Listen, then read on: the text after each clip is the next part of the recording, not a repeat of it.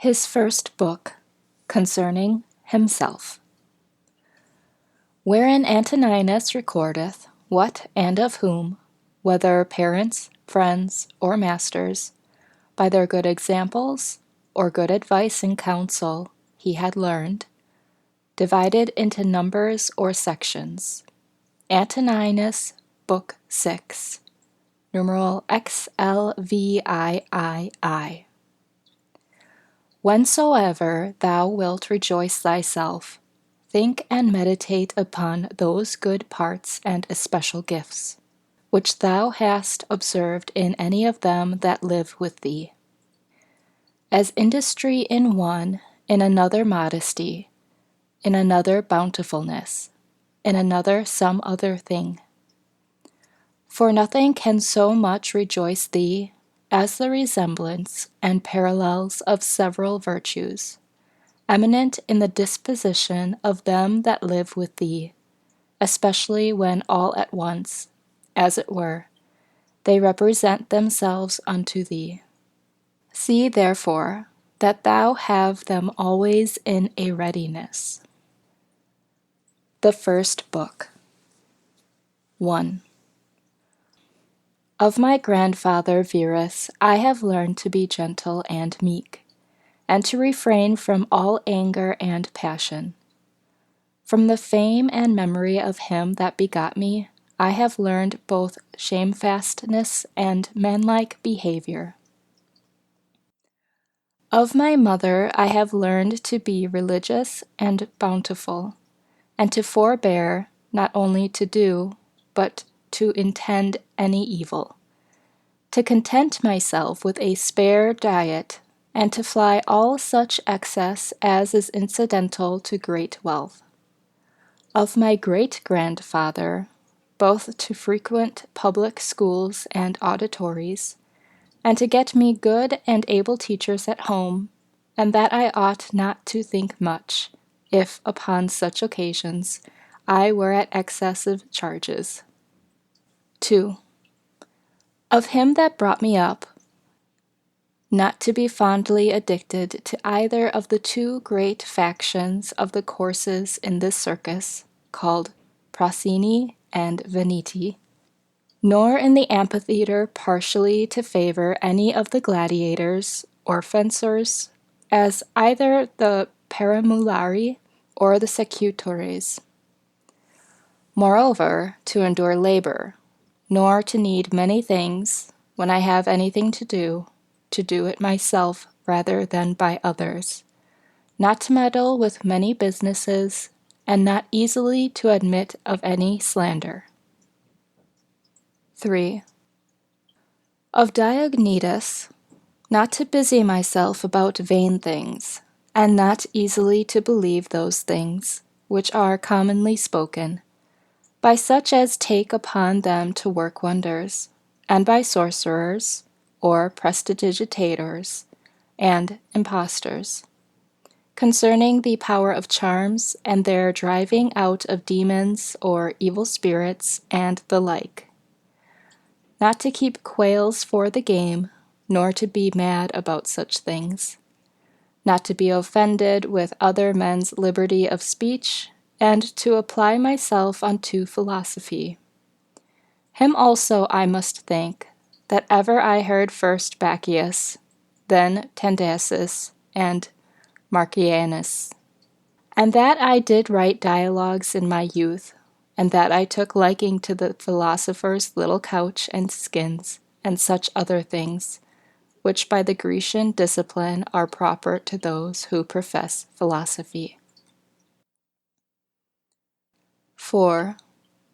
To Rusticus I am beholding, that I first entered into the conceit that my life wanted some redress and cure, and then that I did not fall into the ambition of ordinary sophets, either to write tracts concerning the common theorems, or to exhort men unto virtue and the study of philosophy by public orations. As also that I never by way of ostentation did affect to show myself an active, able man, for any kind of bodily exercises, and that I gave over the study of rhetoric and poetry and of elegant, neat language, that I did not use to walk about the house in my long robe, nor to do any such things. Moreover, I learned of him to write letters without any affectation or curiosity, such as that was, which by him was written to my mother from Seleucia, and to be easy and ready to be reconciled, and well pleased again with them that had offended me, as soon as any of them would be content to seek unto me again. To read with diligence, not to rest satisfied with a light and superficial knowledge, nor quickly to assent to things commonly spoken of, whom also I must thank that ever I lighted upon Epictetus, his Hyponymeata, or moral commentaries and common factions, which also he gave me of his own. 5. From Apollonius, true liberty, and unvariable steadfastness, and not to regard anything at all, though never so little, but right and reason, and always, whether in the sharpest pains, or after the loss of a child, or in long diseases, to be still the same man, who also was a present and visible example unto me, that it was possible for the same man to be both vehement and remiss. A man not subject to be vexed and offended with the incapacity of his scholars and auditors in his lectures and expositions, and a true pattern of a man who, of all his good gifts and faculties, least esteemed in himself, that his excellent skill and ability to teach and persuade others the common theorems and maxims of the Stoic philosophy. Of him also I learned how to receive favors and kindnesses, as commonly they are accounted, from friends,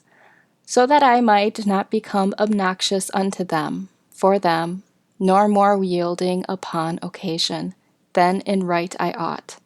and yet so that I should not pass them neither, as an unsensible and unthankful man. 6. Of Sextus, mildness and the pattern of a family governed with paternal affection, and a purpose to live according to nature, to be grave without affectation, to observe carefully the several dispositions of my friends, not to be offended with idiots, nor unseasonably to set upon those that are carried with the vulgar opinions, with the theorems and tenets of philosophers, his conversations being an example how a man might accommodate himself to all men and companies, so that though his company were sweeter and more pleasing than any flatterer's cogging and fawning, yet was it at the same time most respected and reverenced, who also had a proper happiness and faculty, rationally and methodically to find out and set in order all necessary determinations and instructions for a man's life. A man without ever the least appearance of anger, or any other passion, able at the same time most exactly to observe the Stoic apatheia, or unpassionateness,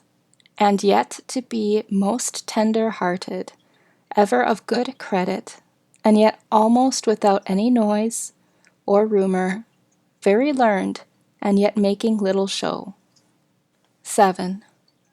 From Alexander the grammarian, to be unreprovable myself, and not reproachful to reprehend any man for a barbarism or a solecism, or any false pronunciation,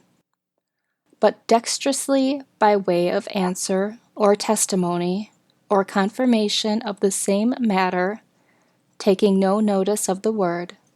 to utter it as it should have been spoken, or by some other such close and indirect admonition handsomely and civilly to tell him of it. 8. Of Fronto, to whom much envy and fraud and hypocrisy the state of a tyrannous king is subject unto, and how they who are commonly called nobly born are in some sort incapable or void of natural affection. 9. Of Alexander the Platonic, not often nor without great necessity to say, or to write to any man in a letter, I am not at leisure, nor in this manner still to put off those duties, which we owe to our friends and acquaintances,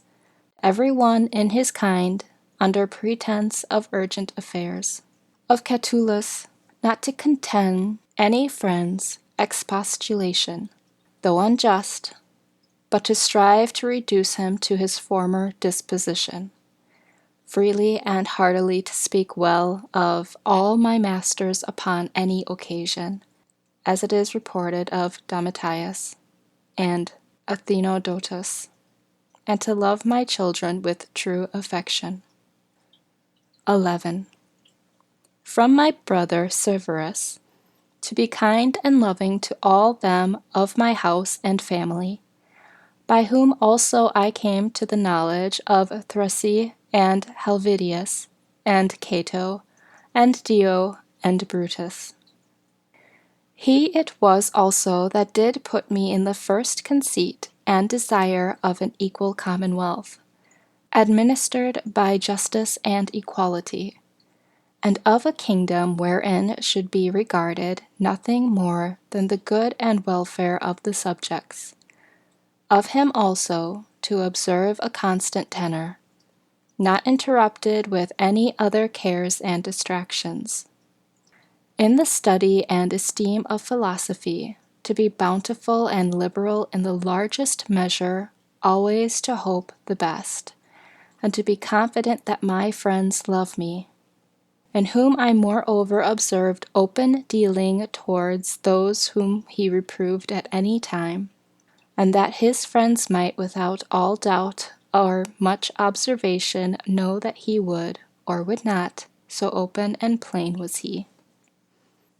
12. From Claudius Maximus,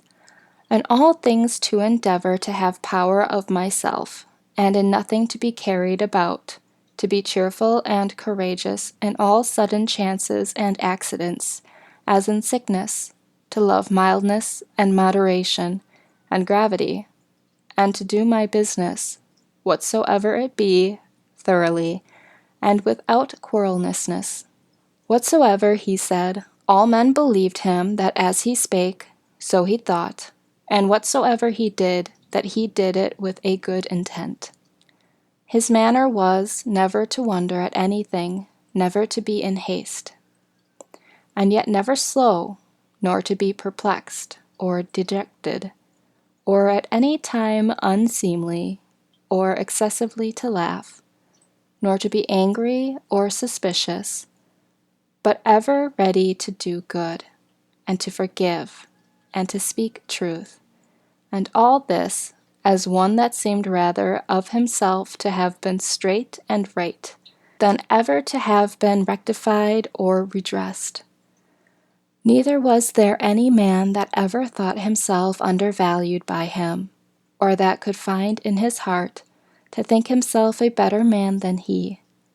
He would also be very pleasant and gracious. 13. In my father, I observed his meekness, his constancy without wavering in those things, which after a due examination and deliberation he had determined. How free from all vanity he carried himself in matter of honor and dignity, as they are esteemed.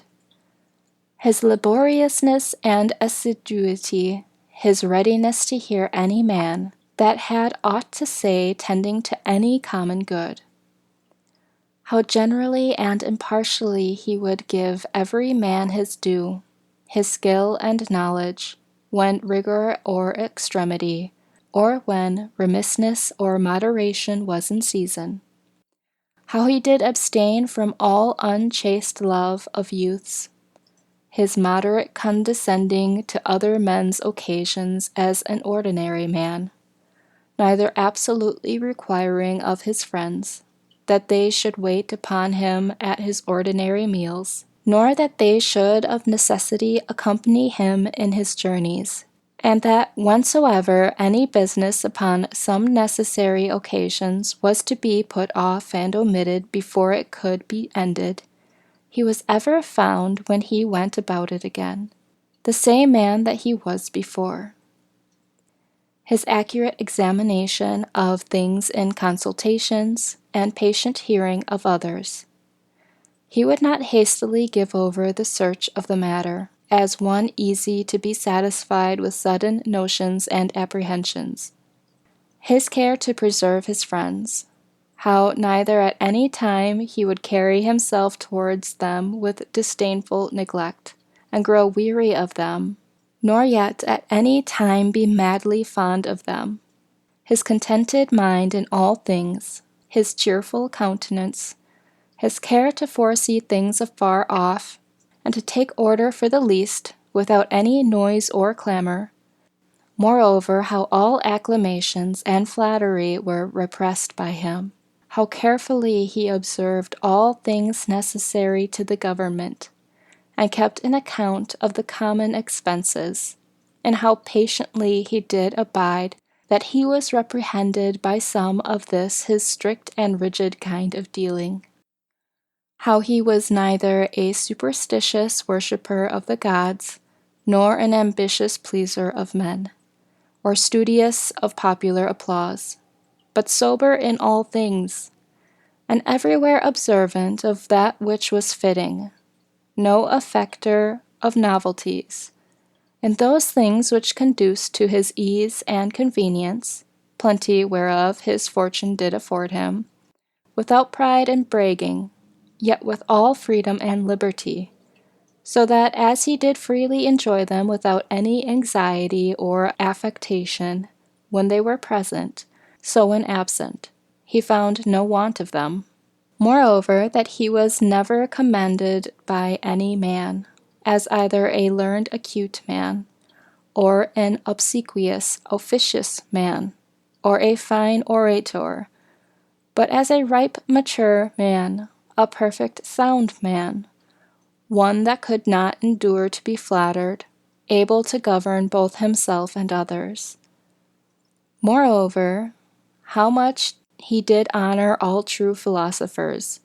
without upbraiding those that were not so. His sociableness, his gracious and delightful conversation, but never unto satiety, his care of his body within bounds and measure, not as one that desired to live long, or over-studious of neatness and elegancy, and yet not as one that did not regard it, so that though his own care and providence, he seldom needed any inward physic, or outward applications, but especially how ingenuously he would yield to any that had obtained any peculiar faculty, as either eloquence, or the knowledge of the laws, or of ancient customs, or the like, and how he concurred with them in his best care and endeavor that every one of them might in his kind, for that wherein he excelled, be regarded and esteemed. And although he did all things carefully after the ancient customs of his forefathers, yet even of this was he not desirous that men should take notice, that he did imitate ancient customs. Again, how he was not easily moved and tossed up and down, but loved to be constant,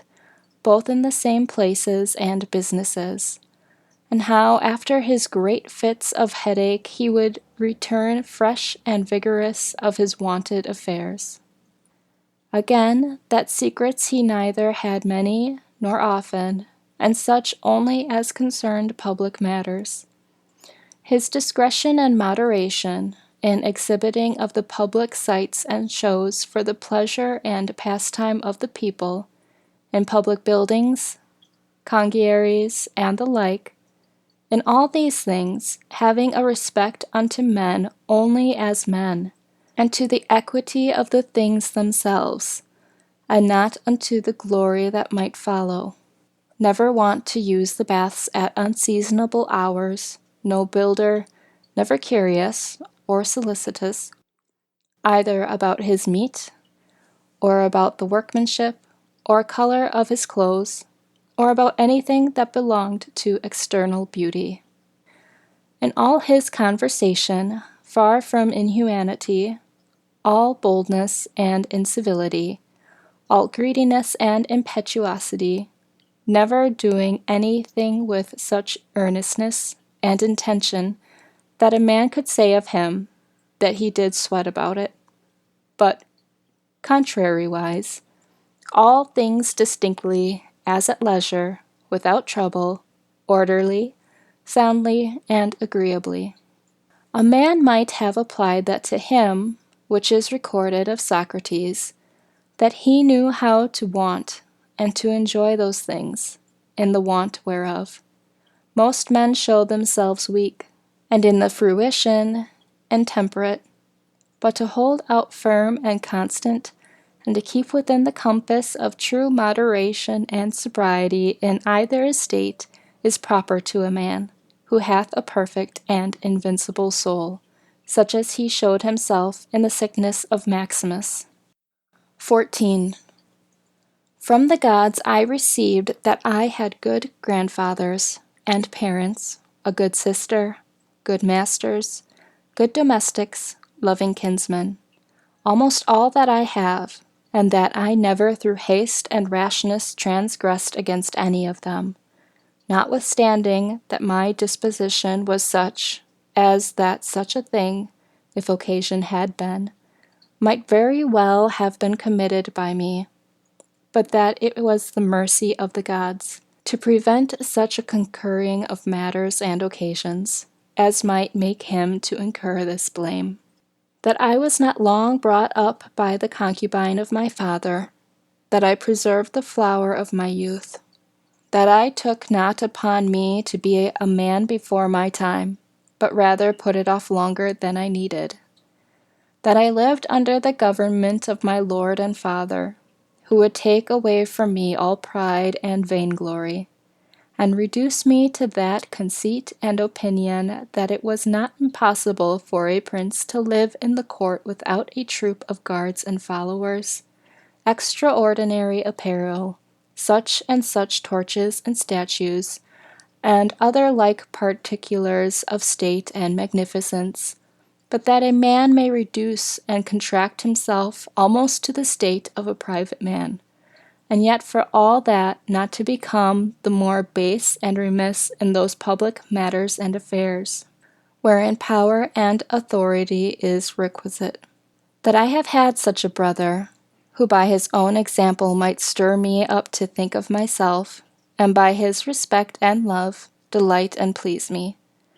That I have got ingenuous children, and that they were not born distorted, nor with any other natural deformity. That I was no great proficient in the study of rhetoric and poetry, and of other faculties, which perchance I might have dwelt upon, if I had found myself to go in them with success. That I did by times prefer those, by whom I was brought up, to such places and dignities, which they seemed unto me most to desire, and that I did not put them off with hope and expectation, that, since that they were yet but young, I would do the same hereafter. That I ever knew Apollonius and Rusticus and Maximus. That I have had occasion often and effectually to consider and meditate with myself concerning that life which is according to nature, what the nature and manner of it is, so that as for the gods and such suggestions, helps and inspirations, as might be expected from them, nothing did hinder, but that I might have begun long before to live according to nature, or that even now that I was not yet partaker and in present possession of that life, that I myself, in that I did not observe those inward motions and suggestions, yea, and almost plain and apparent instructions and admonitions of the gods, was the only cause of it. That my body in such a life hath been able to hold out so long, that I never had to do with Benedicta and Theodotus, yea, and afterwards, when I fell into some fits of love, I was soon cured. That having been often displeased with Rusticus, I never did him anything for which afterwards I had occasion to repent. That it being so that my mother was to die young, yet she lived with me all her latter years. That as often as I had a purpose to help and succor any that either were poor or fallen into some present necessity, I never was answered by my officers that there was not ready money enough to do it, and that I myself never had occasion to require the like succor from any other, that I have such a wife, so obedient, so loving, so ingenuous, that I had choice of fit and able men, to whom I might commit the bringing up of my children,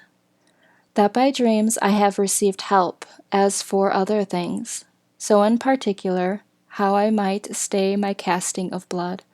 and cure my dizziness, as that also that happened to thee in Cajita, as unto Chrysis when he prayed by the seashore. And when I did first apply myself to philosophy, that I did not fall into the hands of some sophists, or spent my time either in reading the manifold volumes of ordinary philosophers, nor in practicing myself in the solution of arguments and fallacies, nor dwelt upon the studies of the meteors and other natural curiosities. All these things without the assistance of the gods and fortune could not have been. 15. In the country of the Quadi at Granua, these, betimes in the morning say to thyself, this day I shalt have to do with an idle curious man, with an unthankful man, a railer, a crafty, false, or an envious man, an unsociable, uncharitable man. All these ill qualities have happened unto them, through ignorance of that which is truly good and truly bad. But I that understand the nature of that which is good, that it only is to be desired, and of that which is bad, that it only is truly odious and shameful, who know, moreover, that this transgressor, whosoever he be, is my kinsman, not by the same blood and seed, but by participation of the same reason, and of the same divine particle. How can I either be hurt by any of those, since it is not in their power to make me incur anything that is truly reproachful, or angry and ill-affected towards him, who by nature is so near unto me? For we are all born to be fellow workers, as the feet, the hands, and the eyelids, as the rows of the upper and under teeth. For such therefore to be in opposition is against nature, and what is it to chafe at, and to be averse from, but to be in opposition? 16. Whatsoever I am is either flesh or life,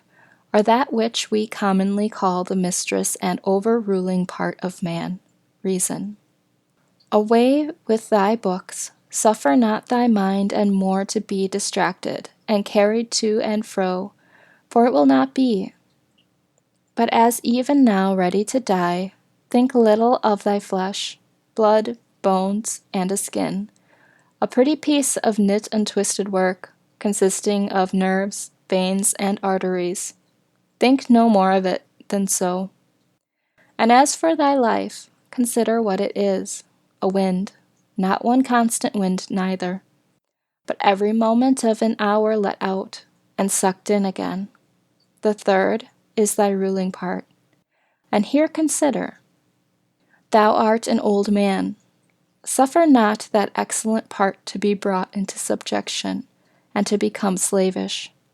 Suffer it not to be drawn up and down with unreasonable and unsociable lusts and motions, as it were with wires and nerves. Suffer it not any more, either to repine at anything now present, or to fear and fly anything to come, which the destiny hath appointed thee. 17. Whatsoever proceeds from the gods immediately, that any man will grant totally, depends from their divine providence. As for those things that are commonly said to happen by fortune, even those must be conceived to have dependence from nature, or from the first and general connection and concatenation of all those things, which more apparently by the divine providence are administered and brought to pass. All things flow from thence, and whatsoever it is that is both necessary and conducing to the whole part of which thou art, and whatsoever it is that is requisite and necessary for the presentation of the general, must of necessity for every particular nature be good and behooveful. And as for the whole, it is preserved as by the perpetual mutation and conversation of the simple elements one into another, so also by the mutation and alteration of things mixed and compounded. Let these things suffice thee. Let them be always unto thee, as thy general rules and precepts. As for thy thirst after books, away with it with all speed, that thou die not murmuring and complaining, but truly meek and well satisfied, and from thy thankful heart unto the gods.